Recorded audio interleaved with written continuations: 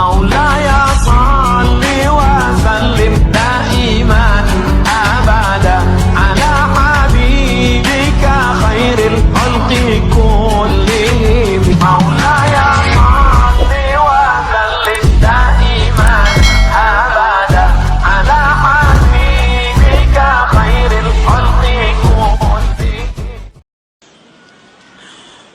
Makanya ketika kita mendakwakan dakwah tauhid ini, kita dimusuhi oleh umat. Dimusuhi oleh siapa? Oleh dai-dai yang menyesatkan. Dari tokoh-tokoh ahlul bidah wasyirik. Mereka nggak senang dengan dakwah tauhid ini. Maka kita yang mendakwakan dakwah tauhid ini mulai dituduh oleh mereka dengan berbagai macam tuduhan. Tuduhan apa? Wahabi, sesat, keras, dan segala macam sudah tuduhannya. Karena apa? Kita mendakwakan dakwah tauhid. Tapi kalau kita dakwakan, wahai manusia, bertakwa kepada Allah, nggak dimusuhi oleh orang, nggak dimusuhi, takwa kepada Allah. Suruh takwa, takwa. Coba kalau dibahas, apa mana takwa itu? Apa intinya takwa? Mentauhidkan Allah, menjauhkan syirik. Ya dimusuhi kita. Kalau cuma takwa aja, atau umpamanya kajiannya membahas tentang masalah rumah tangga, ya nggak bakal dimusuhin.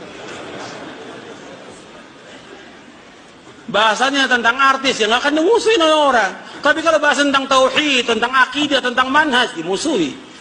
Yang pertama kali yang nggak senang dengan dakwah ini, iblis, laknatullah alaihi. Syayatin, setan. Kemudian setan itu membisikkan kepada wali-walinya. Siapa wali-walinya? Yaitu a'immatul mudillin, imam-imam yang menyesatkan. Dai-dai yang mengajak kepada kesyirikan dan bid'ah. Mereka nggak senang. Makanya ketika kita mendakwakan dakwah tauhid, mereka nggak senang. Dan mereka berusaha bagaimana berupaya supaya dakwah ini mati. Nggak ada lagi dakwah ini. Makanya kalau minta izin pengajian di masjid mana aja dakwah tauhid nggak boleh. Nggak boleh. Itu seperti itu mereka. Karena yang mereka nggak senang tentang dakwahnya, isi dari dakwah ini. Makanya kita harus dakwakan, nggak boleh berhenti sampai kita diwafatkan oleh Allah. Karena inilah dasar pemersatu umat dan syarat untuk masuk surga dan juga untuk mencapai kebahagiaan manusia dunia akhirat dengan ini, dengan tauhid. Nggak ada yang lain. Bagaimana memberi masukan kepada saudara kita yang termasuk ekstremis dalam berpikir terkait keislamannya, namun secara objektif. Karena sejauh ini observasi yang saya lakukan, tipikal orang seperti ini cenderung tidak open minded. Jazakallah khair al-mukarram wa iyyakum. Yang penting kita berusaha saja disampaikan. Kami ceramah seperti ini, Bapak Ibu keliling kemana-mana. Dan banyak di YouTube, banyak di internet. Dan ternyata alhamdulillah banyak yang sadar. Banyak yang sadar Bapak Ibu. Karena orang itu ada titik jenuh. Ketika sudah berada di titik jenuh, nah dia mulai siap untuk sadar. Terutama orang baru tobat, itu masih keras-kerasnya. Setelah itu dia bosan sendiri. Setelah bosan sendiri, nah baru mau dengar ceramah kita, gitu loh. Oh, ternyata enak ini ya, ikut ini saja saya. Nah kemarin nggak mau. Kami dulu ketika masih keras Bapak Ibu, ini pengalaman pribadi. Dan sekarang baru sadar kami, ternyata saat itu kami sombong dan ujub. Itu dua sifat. Sombong dan ujub, tapi nggak sadar. Sekarang kami baru sadar. Sehingga mereka-mereka yang belum sadar itu sombong dan ujub. Kenapa sombong dan ujub?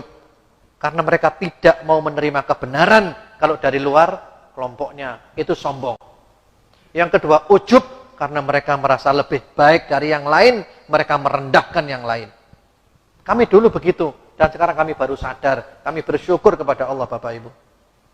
Dulu ketika kami masih di seperti itu yang ada itu kebencian. Orang sepandai apapun, kalau di luar kelompok kita, nggak ada nilainya di depan mata kita. Nggak ada nilainya, nggak ada harganya. Itu sudah dicuci otak seperti itu. Tapi setelah kami putuskan keluar, kami mau membuka diri, kami tambah referensi pengajian, baca buku, Masya Allah, luar biasa. Ini ilmu lautan yang nggak bertepi. Sehingga kami sekarang walaupun beda pendapat tetap saling cinta. Ustadz Abdul Somad, Ustadz Salim Afillah, Ustadz Felix Shaw, Ustadz Mustafa Umar, Ustadz Fauzil Azim, dan yang lain-lain, Ustadz Umar Mita, kami saling cinta karena Allah. Walaupun ada beberapa perbedaan di antara kita, toh intinya sama, kita sama-sama Ahlus Sunnah wal Jamaah. Jadi nunggu titik jenuhnya Bapak Ibu. Ya didoakan aja, doakan dapat hidayah. Iya, itu nggak sadar. Ibaratnya orang kerja di pabrik kulit Bapak Ibu. Pabrik kulit itu baunya enak atau nggak enak? Bau nggak enak. Pabrik kulit baunya nggak enak. Tapi yang kerja di sana itu nggak bau. Karena hidungnya sudah terbiasa bau nggak enak. Lah untuk menyadarkan dia harus dikeluarkan dulu dari pabrik kulit itu. Dikeluarkan dulu, nah, diajak piknik dulu. Jalan-jalan. Untuk dinormalkan dulu hidungnya. Setelah diajak jalan-jalan, hidungnya sudah normal, ajak balik ke sana.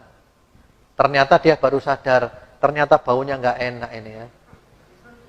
Iya, seperti itu. Kalau nggak gitu nggak bisa, keluarkan dulu. Ditata dulu otaknya. Ini udah rusak otaknya, ditata kembali. Betul, saya jujur Bapak Ibu.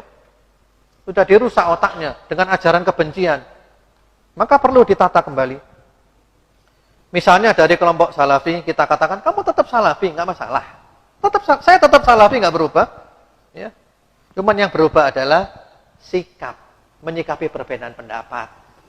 Kalau dulu langsung vonis sesat. Nah, sekarang enggak, monggo silakan.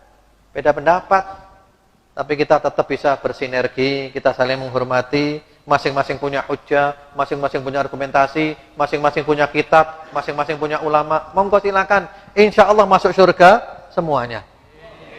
Karena intinya sama, Ahlus Sunnah wal Jamaah. Rukun Islamnya sama 5, rukun imannya sama 6, Al-Qur'annya sama, haditsnya sama, ya syaraknya sama, tafsirnya sama, sholatnya menghadap kiblat yang sama, semuanya sama. Paling-paling beda apa sih? Ya, paling-paling beda ya tahlilan, maulid, haul dan semisalnya. Insya Allah masuk surga semuanya. Seperti itu. Jadi ya kita terangkan saja.